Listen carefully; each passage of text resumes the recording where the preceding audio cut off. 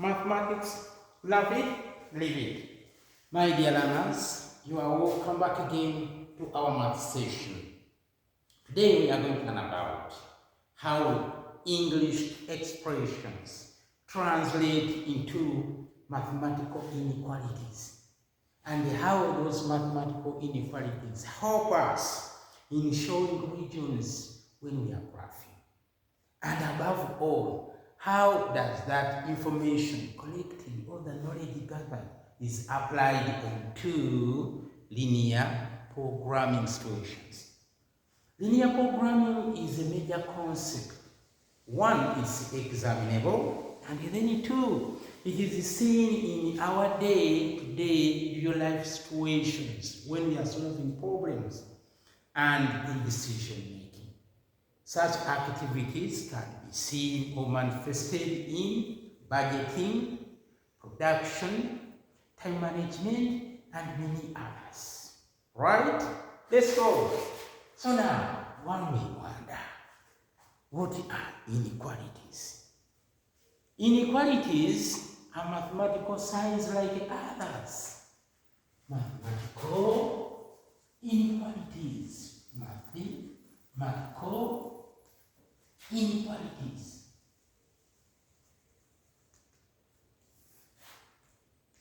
Mathematical inequalities. We are so lucky. And now, this is my right hand. When I fold the right hand like this, I make one of the signs. I hope you can understand. And when I fold also this one like this, I make another sign. When I fold this one, the right, if we all fold right hand, what we make is a greater than sign. When we fold the left, what we make is less than sign. We've got this one after folding the right.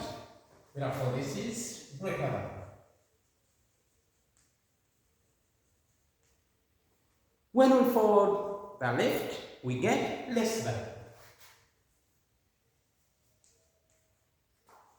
Less.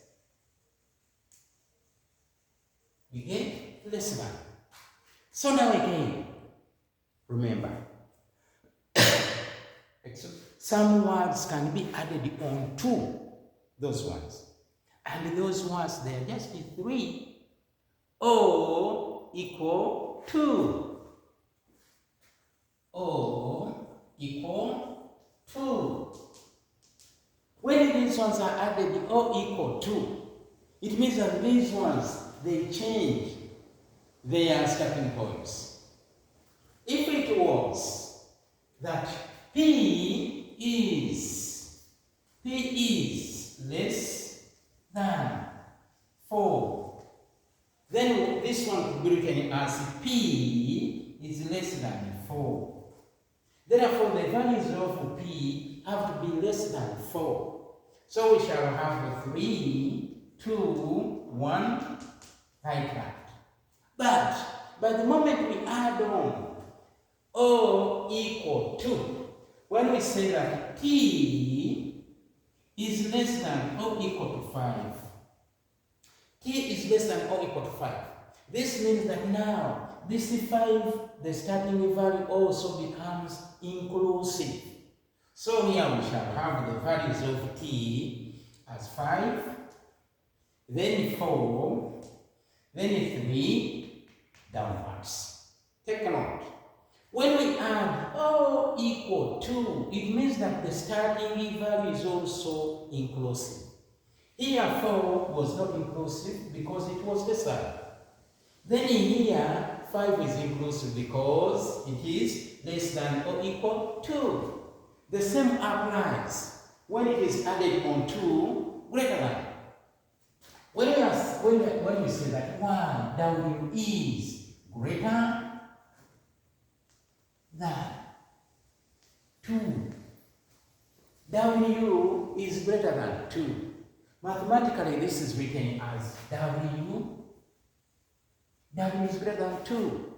Therefore, if you are told to write the possible values of W, we shall have is greater than 2. Therefore, 2 is not inclusive. We shall have 3, 4, 5, like that. But if at all it is stated again somewhere that 2 is greater or equal to 7. P, 2 is greater or equal to 7. Symbolically, it's going to be written as Q greater or equal to 7. This means that 7 now here becomes inclusive because here there is an equal sign. So the possible values we shall have, the possible values of Q, we shall have 7, 8, 9, onwards. Don't forget that here we are talking about inequalities.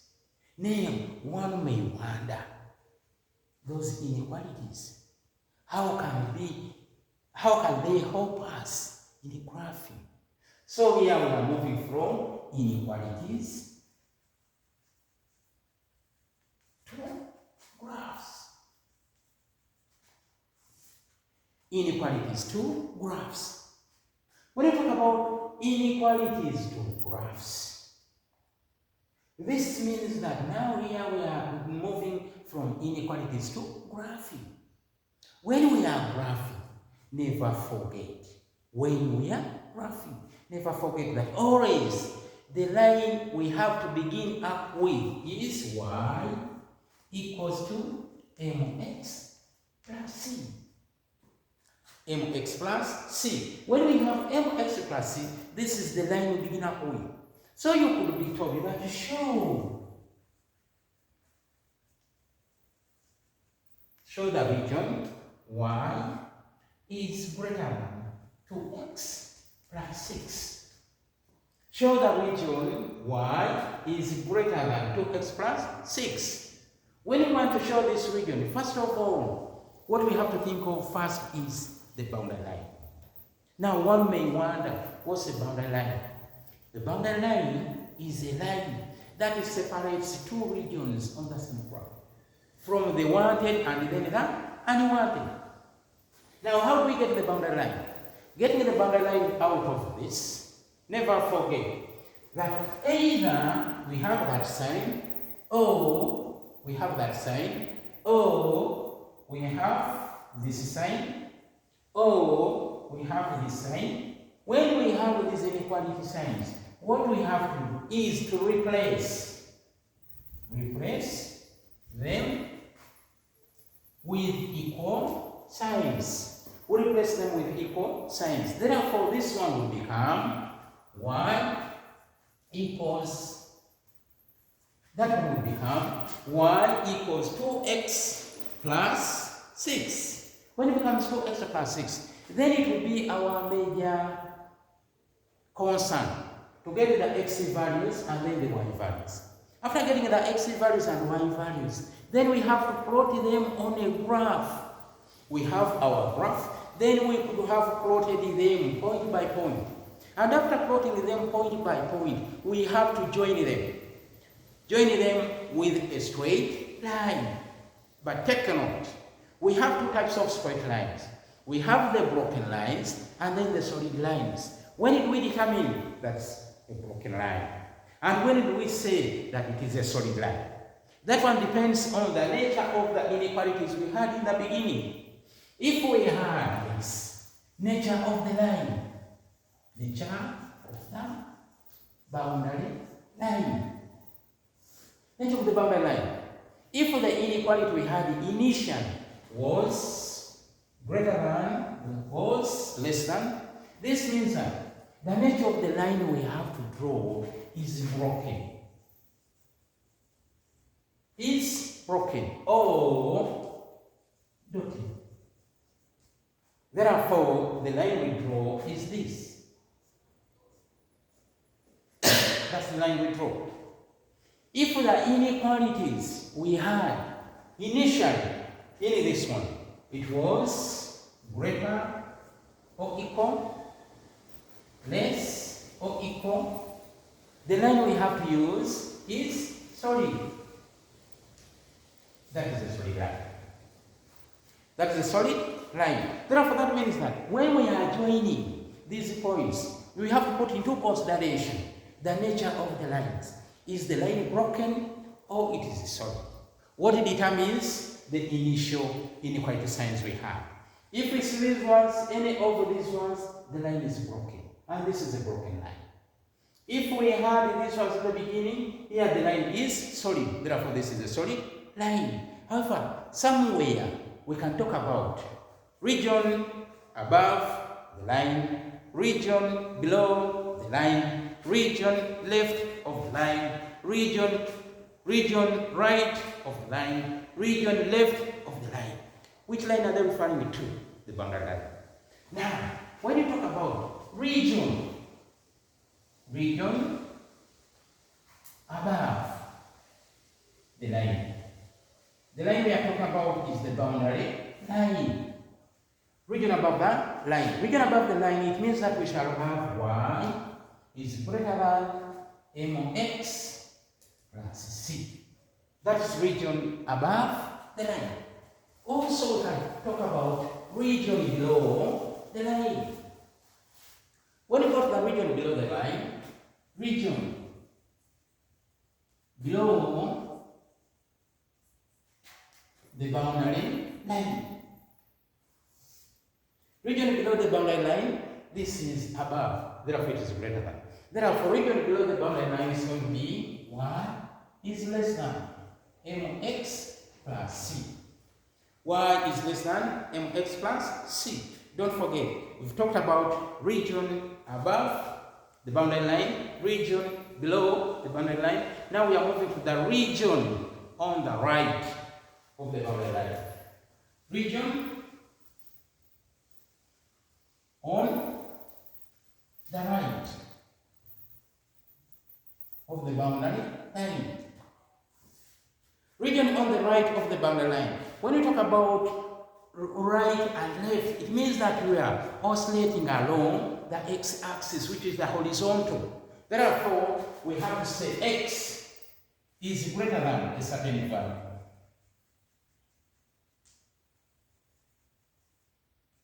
X is greater than a certain value. And when we move to the region on the left, region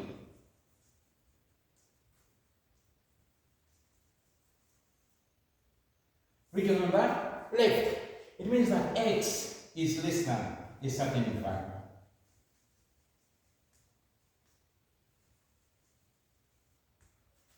X is less than a certain value.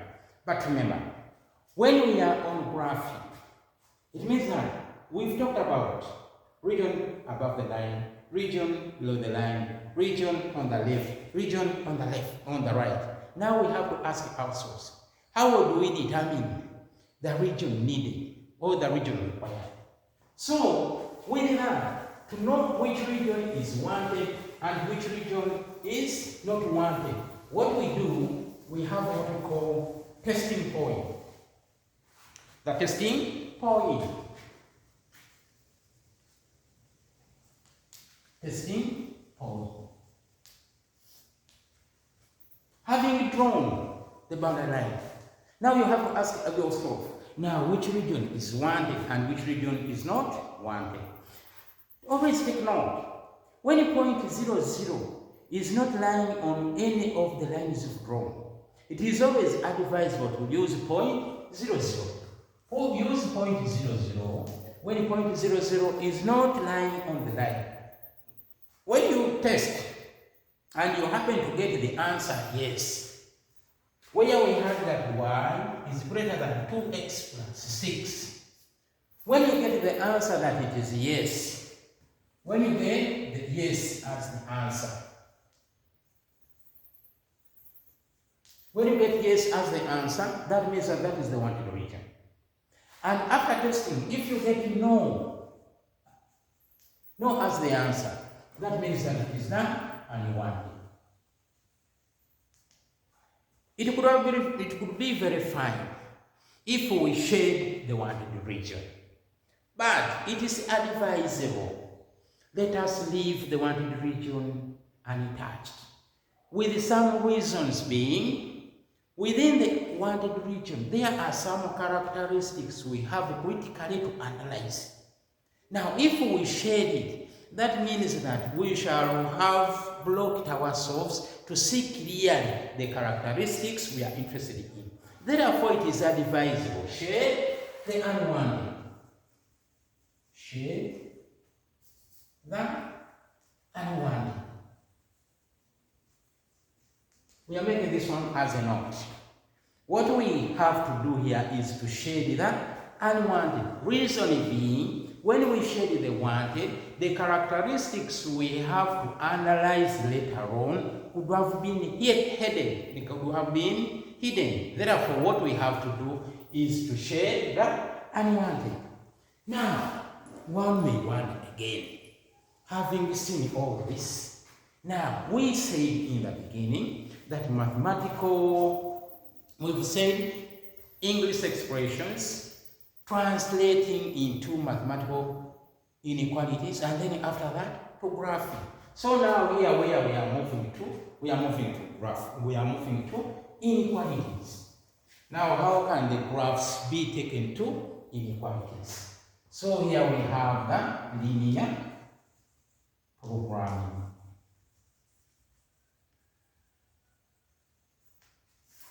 Linear programming. When it comes to linear programming, just imagine, linear is the same as a line. Programming is the same as planning. Therefore, we are planning in a given direction.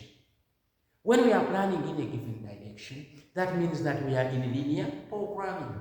And in our daily life situations, we always encounter such things.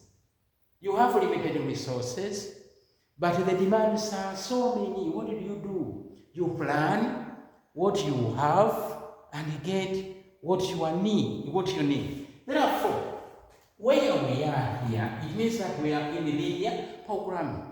Linear programming, there are some mathematical inequalities. And those mathematical inequalities are called constraints. Constraints. Why are they called constraints? They are called constraints because they limit our choices. They limit the choices. They limit our choices. Now, when they limit our choices, this means that all the constraints have to be subjective to what we have. They have to be subjective to the resources we have. Resources can be in terms of space, can be in terms of time, can be in terms of anything. That is those are resources. Now, when we come to these constraints, never forget that the constraints are very many. When we have many constraints, then we can come to a situation when we have to represent all those constraints on the same graph. When we represent all the constraints on the same graph, we shall end up with all constraints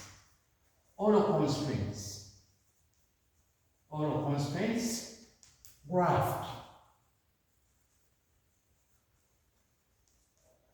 on the same graph. When we graph all the constraints, it means that somewhere we shall end up with a region which has all the solutions that it can comply to the constraints we have. Imagine we have this one, have this. This is y, this is x. Now we may have one like that. We have this. That's one constraint. Then we have this. Also, that's another one. And then also we have this.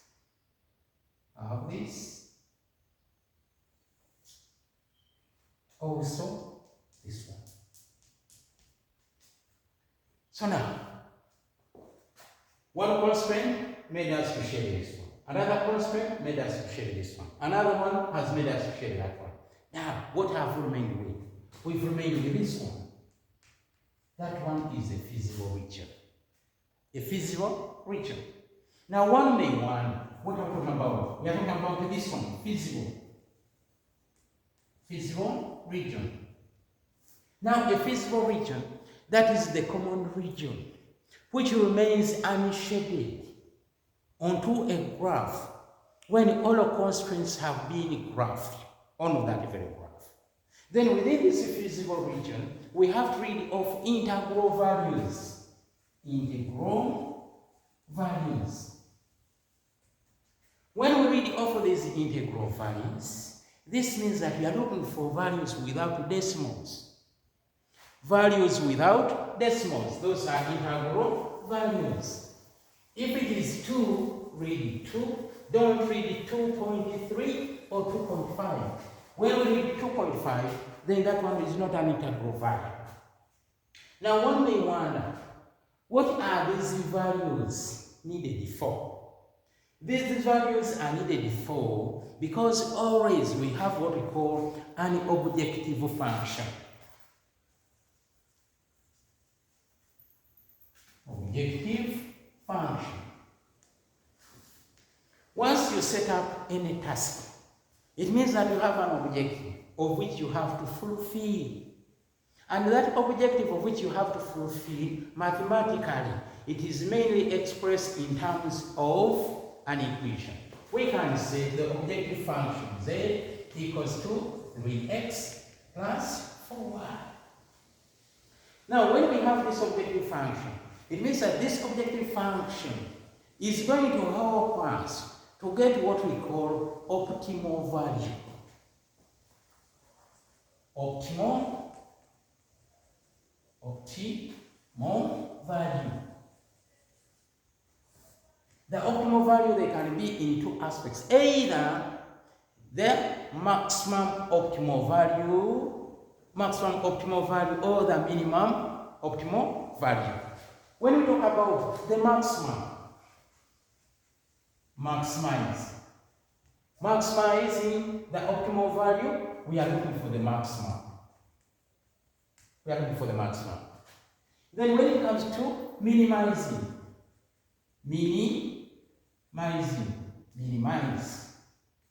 it means that we are looking for is the minimum.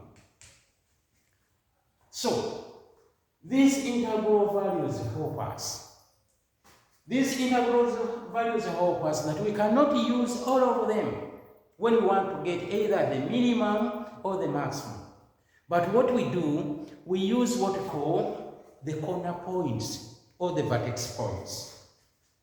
Corner points or the vertex. Corner points or the vertex points. Now, for instance, when we go over here we can call this one A, then we can call this one B, and then we can call this one C.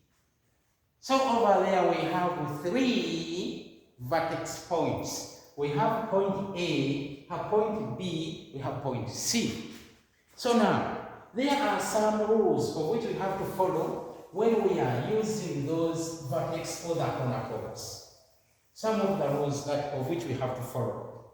When we have a point, the point through which 2 lines are meeting, 2 lines, when both of them are broken, both of them are broken.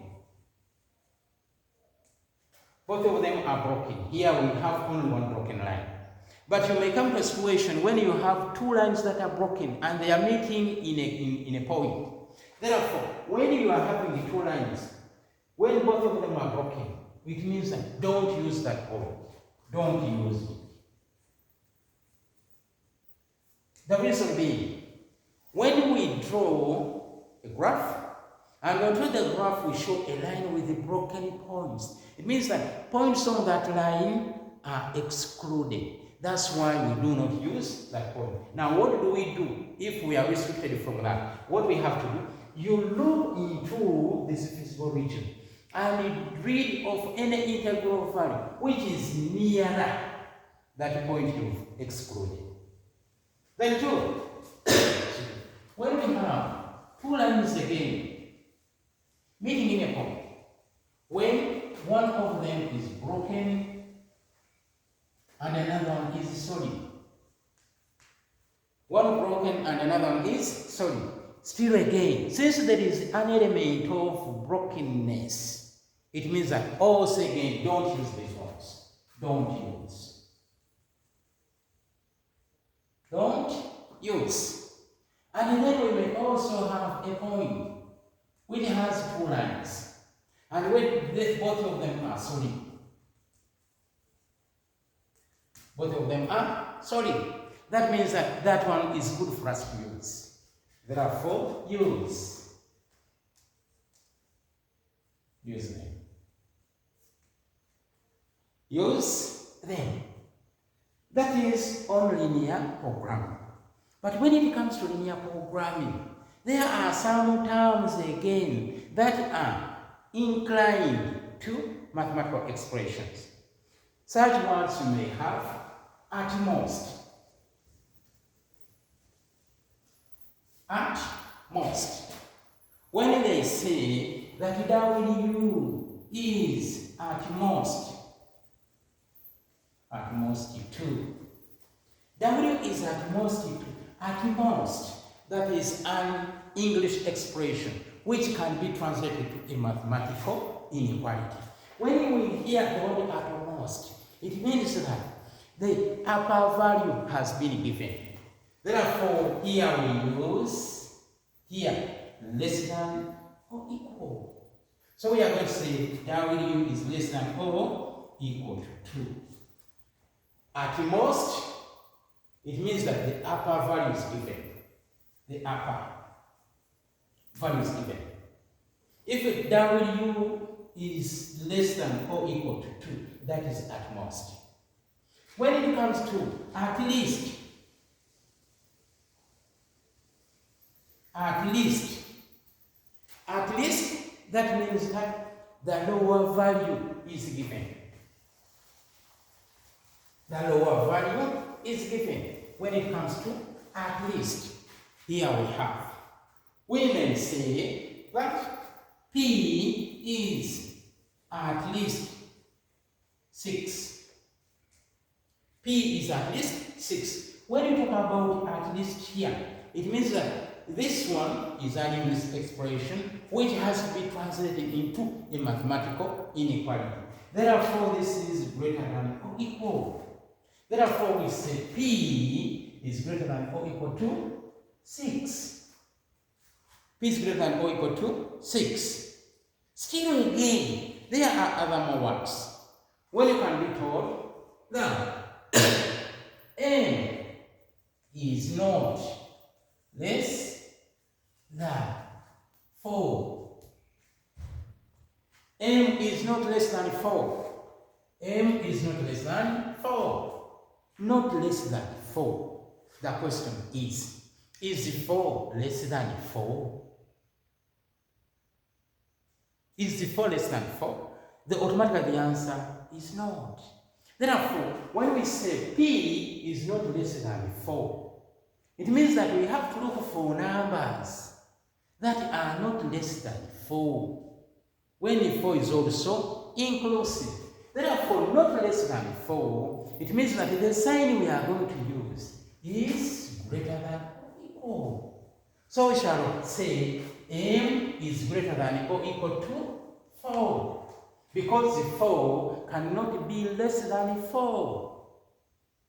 And then, when we are being told again that K is not more than 8. K is not more than 8. Is 8 more than 8? No. Therefore, that means that when we have not more than, the sign we have to use is less than or equal. Therefore, we shall say K is less than or equal to 8. Then, having mastered all that, There are very more other words that can be used. Doesn't exceed, less than this one by 2. All those ones we have to be well versed with such phrases. How English expressions can be translated into mathematical inequality. They are various. Heavier than, it means that that is more than. It is lighter than, that means that that is less than. Very many of them.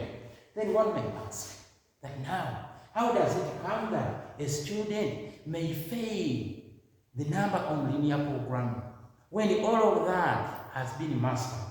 Now, mistakes. Students commit mistakes. 1, sometimes they forget that x is greater or equal to 0 is real, and y is greater or equal to 0 is also real. Therefore, also these ones are inequalities, of which one always have to consider. You may be given a scenario when all the constraints have been identified, and then you are told to write constraints more than the information you have. Never forget that these ones are obvious. Then 2, sometimes students use wrong boundary lines. Use wrong boundary lines. Instead of showing a solid line, they use the other way around.